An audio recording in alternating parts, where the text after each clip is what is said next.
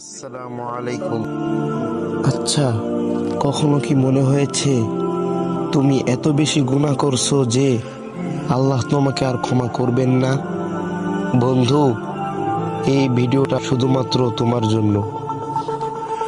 গল্পটি: একদিন এক তরুণ ছেলেটি খুব ভেঙে পড়ে একটা বুড়ো আলেমের কাছে গেল। সে বলল, হুজুর, আমি তো অনেক গুনাহ করেছি, আল্লাহ কি আমাকে ক্ষমা করবেন না? হুজুর কিছুক্ষণ চুপ থেকে একটা প্রশ্ন করলেন, তুমি কি এক গ্লাস ময়লা পানি দেখেছো? ছেলেটি বলল, জি হুজুর, দেখেছি। তাহলে বলো তো, সেটা কিভাবে পরিষ্কার করা যায়?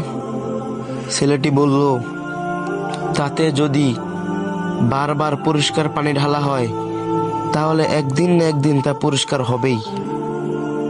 হুজুর তখন মুচকি হেসে বললেন, তোমার অন্তরও ঠিক তেমনি গুনাহে ময়লা হয়ে গেছে, কিন্তু তুমি যদি একে একে তওবা করো, নামাজ পড়ো, ভালো কাজ করো, তোমার অন্তর একদিন অবশ্যই পরিষ্কার হয়ে যাবে ইনশাআল্লাহ।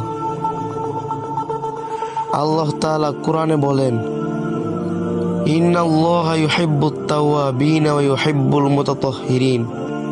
নিশ্চয়ই আল্লাহ তাআলা তওবাকারীদের ভালোবাসেন।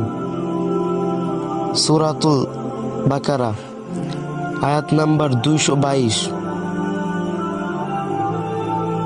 ভাই, জীবন যত গুনাহে ভরা থাকুক না কেন, যতদিন তুমি বেঁচে আছো ততদিন তওবার দরজা খোলা।